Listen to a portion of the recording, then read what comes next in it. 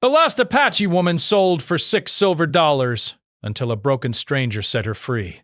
The story begins in a time when the American frontier was full of dust, wind, and tension. It was the late 1800s, a period when the lands that had once belonged to Native American tribes were being taken over by settlers.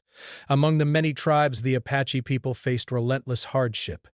Their villages were destroyed, their families were scattered, and many of them were forced to leave the land they had lived on for generations. In this harsh world, every day was a struggle to survive, and people had to be strong, clever, and brave to continue living. In one small, dusty settlement near the border of Arizona and New Mexico, life moved slowly but not quietly. Wagons creaked over uneven roads, and the wind carried the smell of wood smoke and dry earth. Brick. Children played near the edges of town, their laughter sometimes interrupted by the barking of dogs or the sound of a horse's hooves. Among the settlers and traders who lived there was a sense of opportunity. They saw the frontier as a place where they could build a new life, grow crops, raise cattle, and trade goods. But they also saw the native people who lived there as obstacles, or, in the cruelest cases, as commodities. It was during this time that a young Apache woman found herself caught in a world she did not want to be part of. She had lived most of her life in her village, surrounded by family and the traditions of her people. She remembered the warm sun on the open plains, the sounds of the river at night, and the songs her mother sang to her as a child. But her world had been ripped apart. One by one, her family members were lost. Some were killed in violent raids, others taken away by soldiers or forced to move to distant reservations. Alone and vulnerable, she became easy prey for those who saw her as property rather than a human being. The young woman was captured and brought to the town by men who made their living trading goods and sometimes people. She did not understand their language, and they did not try to understand her. She had no say in what happened to her. No chance to explain who she was or what she wanted. She was treated as an object, something to be bought and sold. The traders didn't see her eyes, full of fear and sadness. They only saw the price she could bring. At the center of the settlement was a small trading post. Its wooden walls were weathered, and a sign hanging above the door swung slightly in the wind. Inside, shelves were stacked with tools, clothing, and goods brought from faraway cities. This was the place where people came to buy, sell, and trade, and it was here that the young Apache woman's fate was decided. The trader who owned the post didn't care about her history, her dreams, or her feelings. He only cared about the money. One morning, a transaction took place that would be recorded by no one in official history. The young woman was sold for $6 silver. Duh. To the townspeople, $6 silver was not much. It was hardly worth a second thought, like the price of a bag of flour or a sack of potatoes. Yet for her, it meant the loss of freedom, the beginning of a life controlled by someone else. She was moved from one household to another, expected to work from sunrise to sunset. Her days were filled with chores, cooking, cleaning, washing, and mending. She was given little food and less respect. The settlers saw her as helpful labor, someone who could make their lives easier, not a person with her own hopes and feelings. As she worked, she remembered the life she had lost. Sometimes, when the house was quiet and the sun was low in the sky, she would hum a melody from her childhood breasts. She remembered the sounds of her village, the laughter of children, the soft words of her mother, the songs sung around the fire at night. These memories were her only comfort, and she held on to them fiercely. They reminded her that she was more than a possession, that she still had a soul and a past no one could take away. The people around her rarely noticed her sadness. To them, she was quiet and obedient, which made them think she was content. But beneath the surface, she carried grief, fear, and anger. She knew that she had no control over her life, and she often wondered if she would ever see her family again. The days blended into each other, each one a repetition of work and silence. breath. Sometimes she would sit by herself and stare at the horizon, imagining what freedom might feel like. The thought of running away was dangerous, but it was also the only thing that gave her hope. Even though she was surrounded by people, she was deeply alone. She could not speak freely because no one would understand, and she could not make friends because trust was a dangerous thing in that world. Many townspeople were suspicious of her. Some saw her as strange or different, others as a threat. Round. He brings all these tags. Rasp, but power is breathed. One day after week, we will lie there afternoon. Brett. She observed everything quietly, storing details in her mind, waiting for a chance to act, even if she didn't yet know what that chance might be.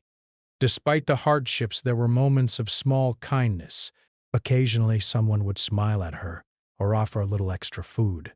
These brief gestures reminded her that not everyone in the town was cruel, though most were indifferent. She learned to hold on to those small moments of humanity.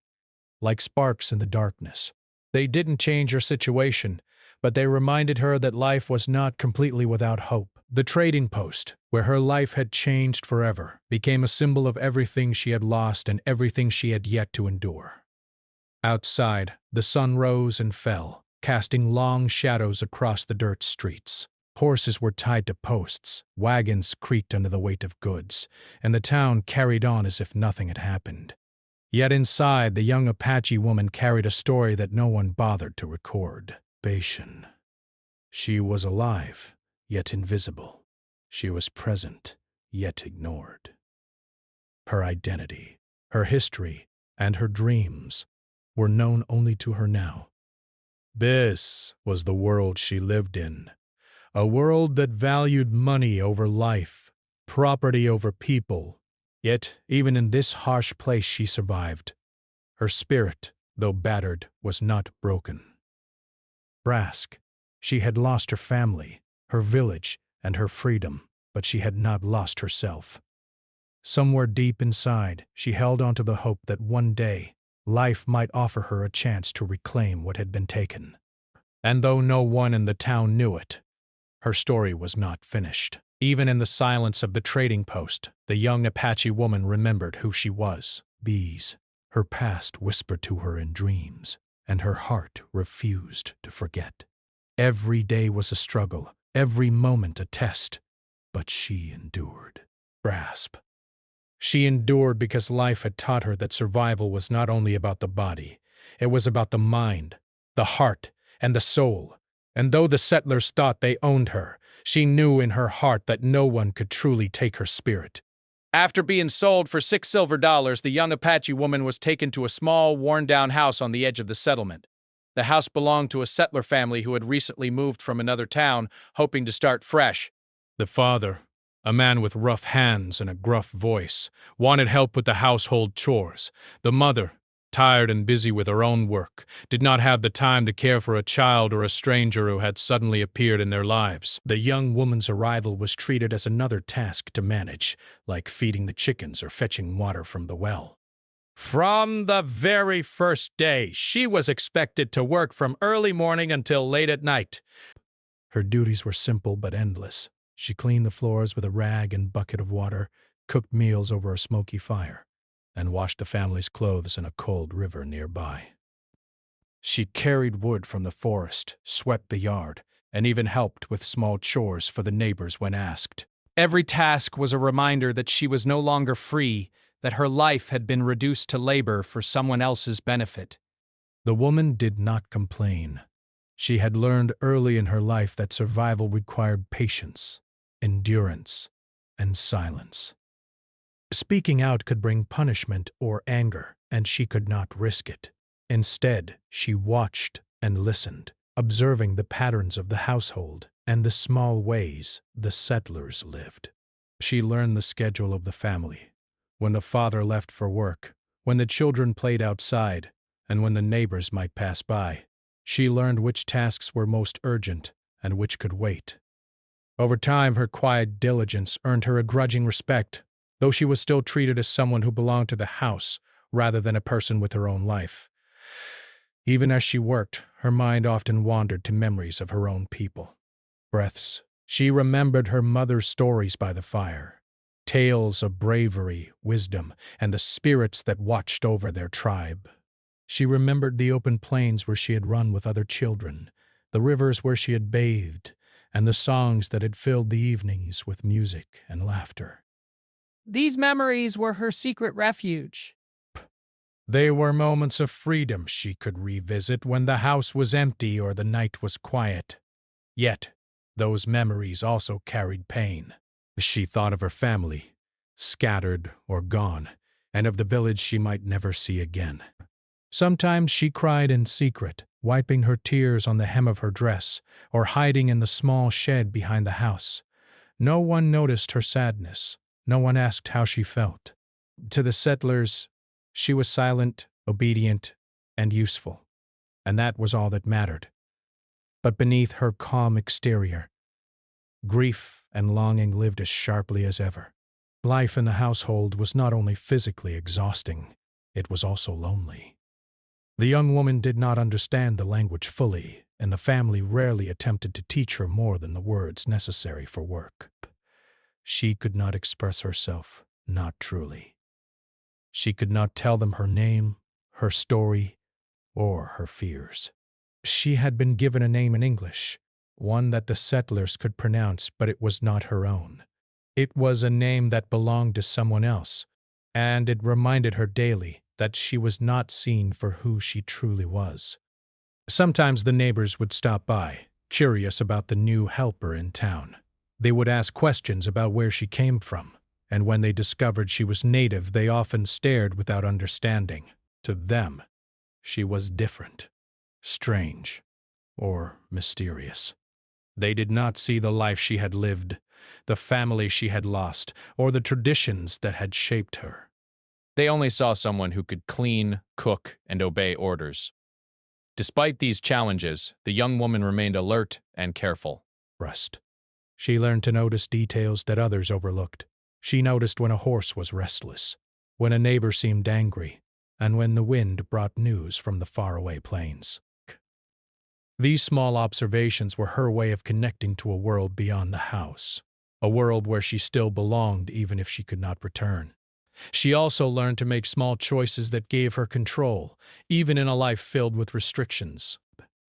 She decided how to wash the clothes, how to carry the water, and how to arrange the firewood so that it burned efficiently. In these small actions, she felt a sense of autonomy, a reminder that she could still think for herself.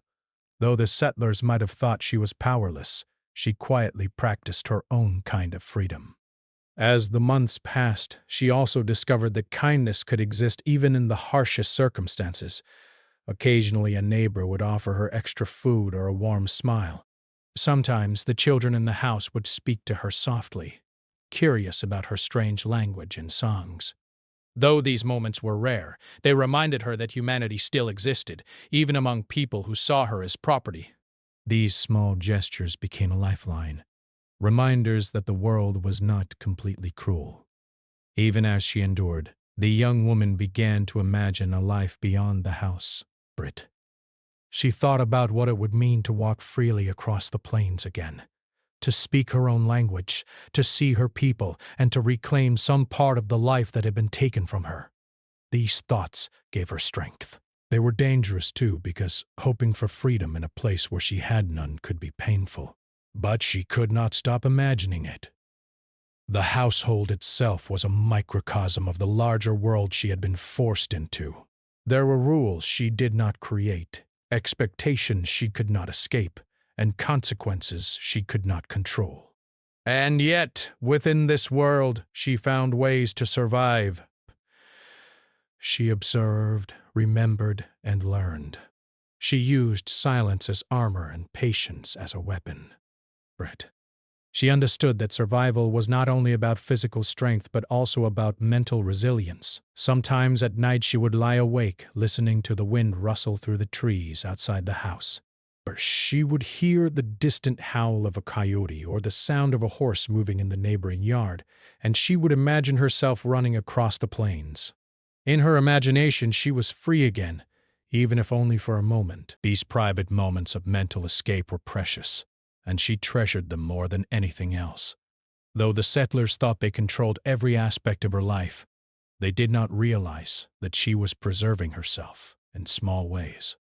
She kept her memories alive, remembered the songs and stories of her people, and quietly held on to the idea of freedom.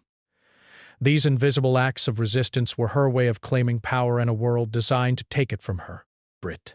Her life in the house was not without danger, but it was filled with lessons. She learned how to anticipate human behavior, how to protect herself without confrontation, and how to endure hardship without losing hope. She discovered that strength came not only from muscles or speed, but from intelligence, observation, and the ability to endure. These were lessons she had learned from her mother and her people, lessons that no one could take away. Even as the days passed in repetitive labor, the young woman's spirit remained unbroken. Each chore, each quiet moment, and each memory she held was a thread in a fabric that kept her identity intact. She was more than a helper, more than someone sold for $6 silver. She was a witness to the life around her, a keeper of her past, and a survivor of circumstances that would have defeated many. And so, she continued, she washed the clothes, tended the fire, and completed every task set before her. She endured the loneliness, the confusion, and the sorrow, holding on to the small sparks of kindness and freedom wherever she could find them. Though her body was controlled by others, her mind remained her own. And in this quiet strength, she prepared for something she did not yet understand. A future where she might once again choose her own path and reclaim the life that had been stolen from her. The days passed slowly in the small house on the edge of town. But the young Apache woman's life was about to change in a way she could not have imagined. One afternoon, a stranger arrived in the settlement. Palace. He moved carefully, favoring one leg, his steps uneven and slow. His clothes were worn and patched in several places, and the sun had tanned his face and arms. Breaths whispered about him as he walked down the street, wondering who he was and why he had come to their town. The stranger did not seem interested in the town's daily bustle. He paid little attention to the traders or the neighbors. Instead, he kept to himself, moving toward the outskirts where the small house and the fields were located. The settlers were curious but cautious.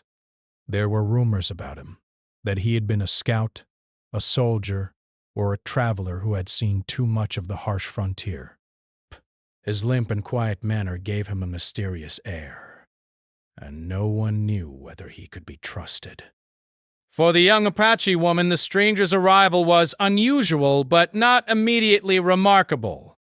She continued with her chores, keeping her attention on the fire, the water, and the laundry. She had learned long ago that observing without being noticed could sometimes be safer than speaking. Yet, over the days, she began to notice the stranger watching the house from a distance. He did not stare rudely or aggressively, but there was something in his gaze that made her uneasy. It was not the same as the curious glances of the neighbors. It was careful, thoughtful, and measured. The stranger began to appear at odd times, sometimes just walking past the house, other times pausing near the edge of the field to watch silently. Unlike others, he seemed aware of the young woman's presence in a way that no one else had ever been. He noticed how she moved quietly, how she handled her chores, and how her eyes carried a deep sadness that few people could understand. He did not approach her immediately, but she could feel his attention like a shadow that followed her without words. Over time, she realized that the stranger was different from the other people in the settlement. He seemed to carry a weight on his shoulders, something invisible yet powerful. She could sense that he had seen hardship in his own life, perhaps even made choices that haunted him. There was a carefulness in the way he moved, a gentleness in the way he observed, that contrasted sharply with the harshness she had grown used to. Though she could not speak to him, she felt a quiet connection forming, an unspoken understanding that both of them had experienced pain and loss. One evening, when the sun was low and the sky turned orange and pink, the stranger approached the house more closely than he had before. He carried a small bundle of supplies, some food, a blanket, and a few other necessities, and left them near the edge of the yard. The young woman noticed, but she did not speak. Instead, she waited, watching him silently as he turned and walked back toward the shadows of the trees. But for the first time in many months, she felt a spark of hope.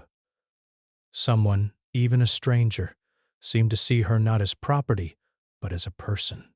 In the following days, the stranger continued to watch and leave small gifts. He did not demand anything in return.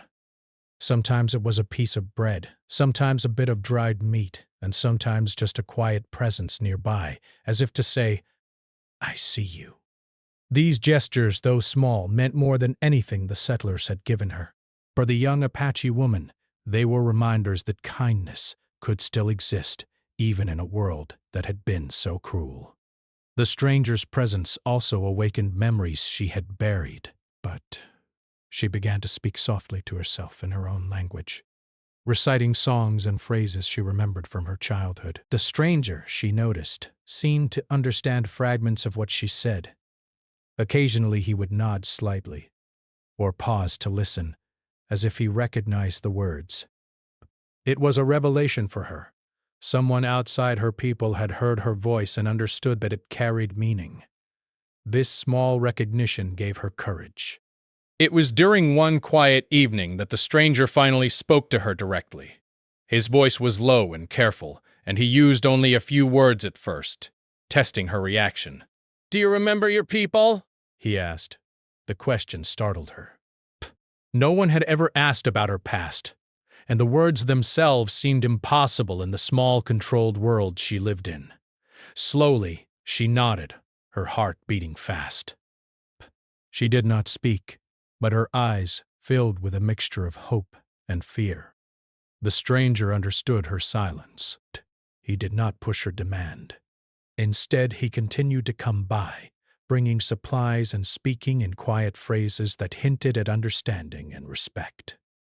Over time, the young Apache woman began to trust him in a way she had not trusted anyone since her capture. She could sense that he, too, had suffered losses, that he carried his own burdens, and that his compassion was genuine. It was a fragile trust, delicate as a thin sheet of ice over water. But it was a connection she had longed for in the months of loneliness and labor. As the weeks passed, the stranger shared small pieces of his story. He spoke of the lands he had traveled, of battles he had witnessed, and of choices he regretted. Though he did not boast or exaggerate, his words revealed a deep understanding of pain and loss. The young Apache woman listened carefully, her own experiences reflected in his. She realized that he had been part of the same world that had brought suffering to her people, yet he had chosen a different path now, one of observation, care, and quiet action. Their bond grew slowly, built on patience and understanding rather than words. The stranger did not try to change her or control her. Instead, he allowed her space to be herself, to remember her past, and to hope for a future that had seemed impossible. He became a silent guardian, someone who could intervene if needed but would never take away her choice. In this way, he became more than a stranger. He became a figure of possibility, a reminder that freedom might exist even in the harshest circumstances. The young Apache woman began to notice subtle changes in herself. She felt stronger, not just physically but mentally and emotionally. The quiet gestures of the stranger gave her a sense of safety she had not felt in months. She began to imagine a life beyond the house, a life where she could walk freely, speak her language, and perhaps even find her family. These thoughts were not foolish dreams. They were seeds of hope, planted carefully in the fertile soil of survival and courage. One afternoon, as she worked near the edge of the yard, the stranger approached with a serious expression. He did not speak at first. He simply watched her, his eyes filled with a mixture of concern and determination. Then he said quietly, "You deserve more than this." His words were simple, but they carried a power she had not heard in a long time. For the first time, someone acknowledged not only her suffering but also her worth. That moment became a turning point. The young Apache woman realized that she was not invisible, that she was not powerless, and that her life could change. She began to look at the world differently, noticing possibilities where before she had seen only walls and limitations. The stranger had shown her, without force or demand, that freedom was not a distant dream. It was something she could reach for if she chose to. Yet, even as hope grew, danger still lingered. The settlers had no reason to let her go, and the young woman knew that any attempt to leave could be met with resistance. She also knew that trust was fragile. The stranger, though kind, was still unknown in many ways. Psst. She had to be careful, patient, and observant. Every step toward freedom would require thought, courage, and a careful plan. Despite the challenges, the connection between the young Apache woman and the stranger continued to strengthen. They did not need many words. Their understanding was often silent, shared in glances, gestures, and small acts of care. In a world that had stripped her of control and identity, this quiet companionship became a lifeline, a reminder that even in the harshest circumstances, kindness and understanding could exist. And so, the days passed, filled with small gestures, quiet observation, and a growing sense of possibility. The young Apache woman continued her chores, but her spirit was changing. She began to dream again, to remember her past with pride rather than only sorrow, and to imagine a life where she could make choices for herself. The stranger's presence had not solved her problems, but it had opened a door that could one day lead to freedom, dignity, and the reclaiming of a life that had been taken from her.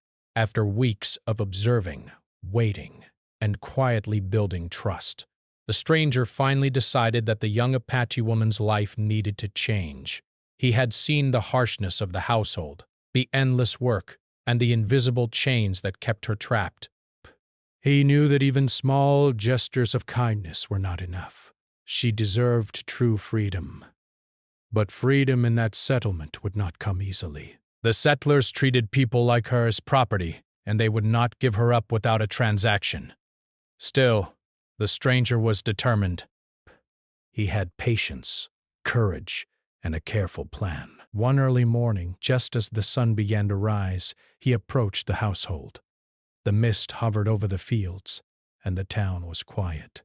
The settlers were still asleep or busy with their own morning routines, unaware that a life-changing moment was about to occur. The stranger carried with him $6 silver, the exact amount for which the young Apache woman had been sold weeks before. The coins gleamed faintly in the soft morning light, small but heavy with meaning. This was not just money. It was a symbol of her worth, a declaration that her life could not be measured in coins alone. When the stranger arrived at the door, he asked to speak with the father of the household. The man, surprised by the stranger's calm and confident demeanor, agreed reluctantly. The stranger explained, quietly but firmly, that he wished to take the young woman with him. He laid the $6 silver on the table. "This is what she was sold for," he said. His voice was steady, respectful, and deliberate. The settlers were taken aback.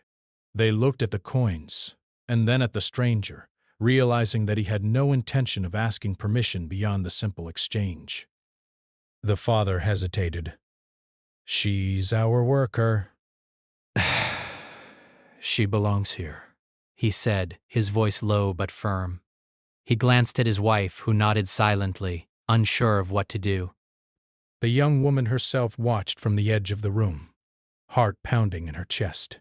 She had waited for this moment, dreamed of it in secret, and now it was here. This. She did not speak. She only held her head high and allowed herself a small spark of hope. The stranger did not argue. He placed the coins carefully on the table and repeated calmly, "This is all it takes. This is what she was sold for." I am here to make sure she has a choice. She deserves to walk freely. His words were simple, yet they carried a weight that the settlers could not ignore. The $6 small and ordinary in the eyes of the town, suddenly became a bridge between oppression and freedom. After a tense silence, the father slowly picked up the coins. He counted them again, muttering under his breath. He glanced at the young Apache woman who stood silently near the doorway, and then back at the stranger. Finally, with a reluctant nod, he said, "She's yours." There was no ceremony, no celebration, no applause, just the quiet acknowledgement that a transaction had taken place. But for the young woman, it was a moment unlike any she had experienced in her life. She was free. The stranger did not linger. He motioned for her to follow, and together they left the house and walked quietly toward the edge of the settlement. The streets were still nearly empty, and the morning light painted the town in soft shades of gold and orange. For as they walked, the young woman felt a mixture of relief, disbelief, and cautious hope. She had waited so long for freedom that it almost seemed impossible now that it had arrived. Her steps were light, yet her mind was careful. She knew that the world beyond the settlement could hold dangers, but for the first time in months, she felt she had a choice. The stranger led her to a small path that disappeared into the trees and hills beyond the town. Along the way, he spoke in soft tones, giving her instructions and advice without pressure or command. "Walk carefully," he said. "Follow the land. Keep to the streams. You will find places where others from your people might be." She listened intently, absorbing each word like a lifeline. She knew that every step she took would bring her closer to safety and a life she could control. As they moved farther from the town, the young woman began to notice details that she had not seen before. The wind rustled through the trees in a different way, carrying scents of wild grass and earth. Birds sang in the distance, and the river glistened faintly through the underbrush. These were ordinary sights, yet they felt extraordinary to her. She was walking freely, choosing her path, and feeling the world in a way she had not been able to for months. Every sound, every smell, every gentle movement of the land reminded her that life could be hers again. The stranger remained quietly beside her, neither rushing nor holding her back. He carried a small bundle with supplies, dried meat, bread, and a few simple tools. He explained that she could use these items along the way, but he did not insist. "The path is yours," he said. "I will help, but you must decide where to go next." His words reinforced the gift he had given her. Not only freedom from the house, but also the ability to make choices for herself. As they walked, the young woman thought about the months she had endured. Rest. She remembered the long days of work, the loneliness, and the small moments of kindness that had sustained her. She thought of the songs of her people, the memories of family, and the lessons she had carried in her heart. Breaks. Each memory strengthened her, reminding her that she was more than a servant, more than someone sold for $6. She was a human being with a past, a spirit, and a future that she could shape. After a while, the stranger paused and looked at her. "You are safe now," he said softly. "Whatever happens next, you have the choice. You can return to your people if you wish, or you can find a new life. The path is yours." The young woman felt a surge of gratitude and relief. No one had ever spoken to her this way. No one had ever acknowledged her worth or given her the power to decide her future. She nodded quietly, feeling the weight of her freedom settle around her like a cloak. For the first time, she allowed herself to feel joy. It was quiet, almost tentative, but it was real. Breath. She had survived hardship, endured loneliness, and held on to her identity through months of oppression. Now she had the opportunity to reclaim her life, to walk her own path, and to make decisions for herself. The $6 once a symbol of her captivity, had become a symbol of her liberation. As they continued walking, the young woman and the stranger passed through fields and forests, moving away from the settlement and toward the wider world beyond. Each step was a step into possibility. She felt the wind on her face, heard the water of the river flowing nearby, and smelled the fresh scent of earth and grass. For the first time in many months, she felt alive in a way that went beyond mere survival. She was free to imagine, free to choose, and free to hope. The stranger remained by her side, a silent guide and protector, but he never tried to control her. He understood that true freedom meant giving her the power to decide her own future. In this, he mirrored the understanding she had gained from her own people, that dignity and choice are more important than safety or comfort imposed by others. The young woman realized that she was not just escaping captivity. She was stepping into her own life, reclaiming the right to walk, speak, and think freely.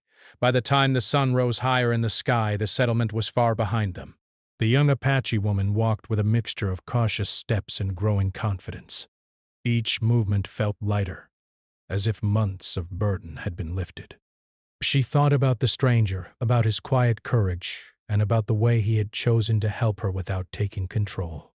She felt gratitude, respect, and something more profound, a sense of hope that kindness and courage could exist even in a world that often seemed cruel. As they reached the edge of the forest, the stranger paused one final time. "This is as far as I go," he said. From here, you walk your own path. "Remember what I taught you. Trust yourself. Your people, your memories, and your strength will guide you." The young woman nodded, understanding that she had reached a turning point. She thanked him quietly, and though words were few, they carried the weight of deep appreciation. And then, with the $6 exchanged and the stranger's guidance behind her, she stepped forward. The path ahead was unknown, filled with both challenges and possibilities. Yet for the first time, she was not running or hiding. She was walking toward life on her own terms.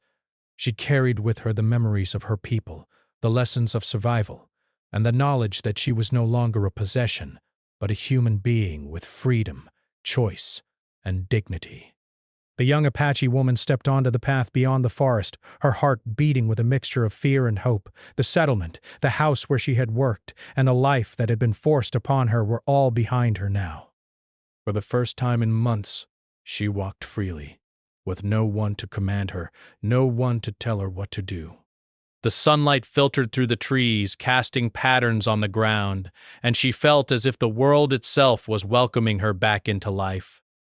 Her first steps were careful. The path was uneven, filled with rocks, roots, and small streams, and she moved slowly to avoid injury. She carried with her only a small bundle of supplies, the food, water, and tools the stranger had given her. It was not much, but it was enough to start. Each step was heavy with the weight of what had happened in her life so far, and yet light with the possibility of what could come. She realized that she had survived situations that could have broken anyone, but that he had endured loss, hardship, and loneliness. Yet she had preserved her spirit. Now, that spirit was hers alone to guide. As she walked, she thought of her family and her people. She had no certainty that she would find them, but the thought of seeing them again, or at least honoring their memory, gave her courage. She remembered the stories her mother had told her as a child, stories of strength, courage, and wisdom. Those stories were more than memories. They were instructions for survival, lessons that had prepared her for moments like this. She whispered them quietly to herself, drawing strength from the voices of her ancestors. The wilderness stretched before her, vast and untamed. Hills rolled into valleys, and rivers sparkled under the bright sun. Birds sang in the treetops, and small animals rustled through the underbrush. Every sound, every movement reminded her that she was alive in a way she had not been for a long time. Each sight was a new discovery, a small joy she had been denied while confined. She took a deep breath, feeling the air fill her lungs, and felt a surge of gratitude. And, even in the face of uncertainty, she was free. Despite her newfound freedom, caution remained.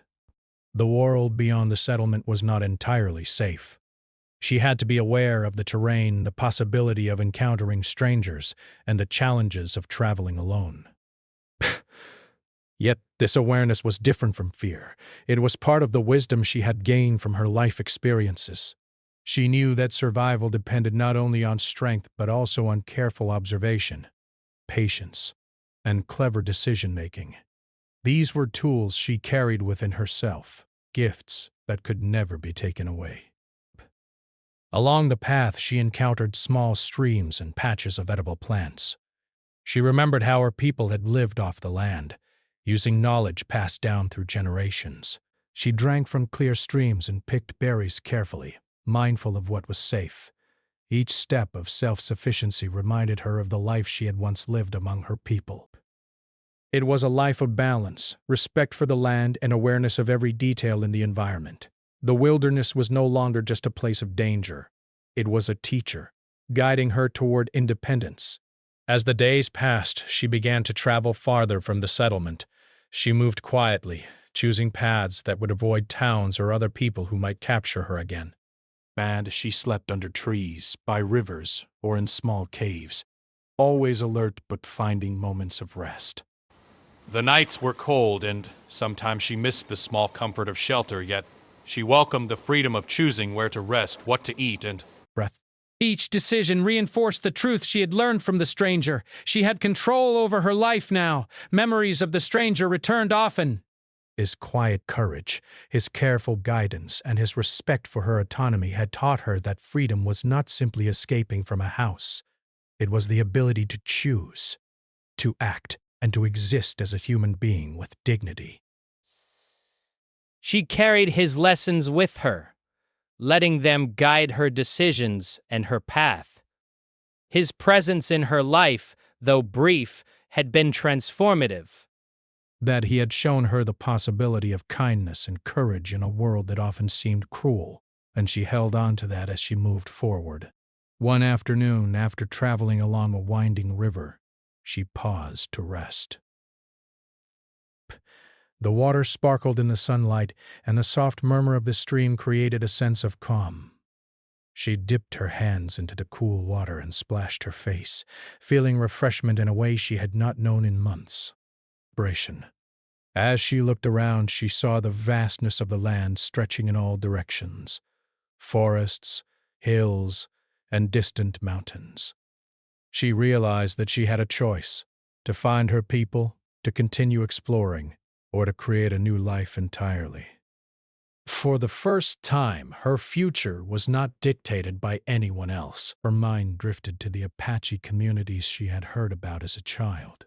She wondered if any of her family had survived, if they were safe, and if she could find them.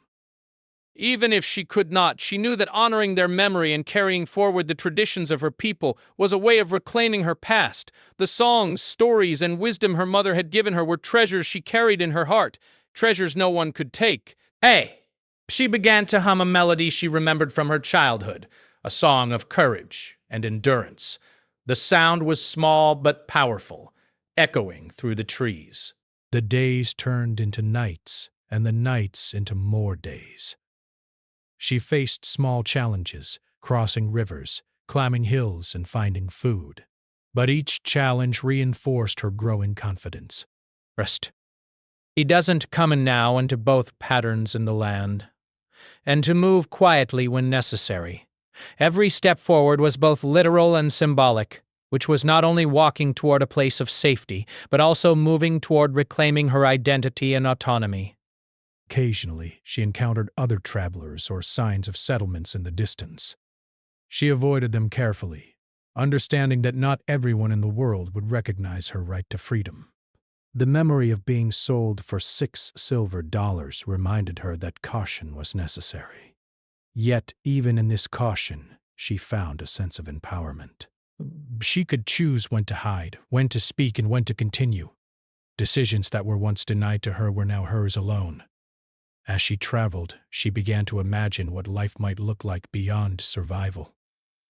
She pictured herself walking freely with her people, participating in ceremonies, singing songs, and teaching the younger generation the knowledge she had preserved. She imagined a life of dignity, connection, and purpose. These thoughts were no longer distant dreams. They were possibilities she could shape through her own actions. For the first time, she felt that the horizon was open, not threatening. Though her journey was far from over, she carried with her a sense of pride and achievement. She had endured months of captivity, loss, and loneliness, yet she had emerged with her spirit intact. She had learned the strength of patience, observation, and quiet resilience. She had witnessed kindness in unexpected forms and understood the power of human compassion. And most importantly, she had discovered that freedom was not only the absence of chains, but the ability to make choices, to act with dignity, and to exist fully as a human being. By the time she reached the edge of a broad valley, she paused and looked back toward the settlement. It was small, dusty, and distant now, a place she had left behind both physically and emotionally. She thought of the stranger and the $6, a symbol that had once represented her captivity and now represented the bridge to her freedom. She felt gratitude and respect for him, though he had chosen to remain behind. His actions had changed her life, showing that even small gestures of courage and kindness could have lasting impact. The valley stretched before her like an open book, inviting her to continue her journey. She felt a deep sense of possibility, knowing that the path ahead was hers to choose. She could find her people, explore new lands, or build a life entirely of her own making. The uncertainty that once terrified her now seemed full of potential. She walked forward with determination, each step a celebration of her resilience and her regained autonomy. Even as she moved forward, she did not forget the lessons of her past, the hardships she had endured. The memories of her people and the guidance of the stranger were all parts of her story that would remain with her. She realized that freedom was not a single moment but a lifelong journey, a journey of choice, courage, and connection, and she was ready to continue that journey fully aware of her worth, her strength, and her power to shape her destiny. With the sun climbing higher in the sky, she walked on, carrying the memories of her past, the lessons she had learned, and the hope for a future she could create. Every sound of the wind, every movement of the river, and every rustle in the trees reminded her that she was alive, free, and in control of her own life. For the first time, she could truly imagine a future filled not with fear or obligation, but with possibility, dignity, and the chance to reclaim her place in the world. Her story was far from over, yet in that moment, she felt whole. She was no longer the young Apache woman sold for $6. She was a survivor, a witness to her own resilience, and a person stepping boldly into her own life. And though the path ahead might be long and uncertain, she had discovered the most important truth, that freedom, courage, and the right to choose were hers forever.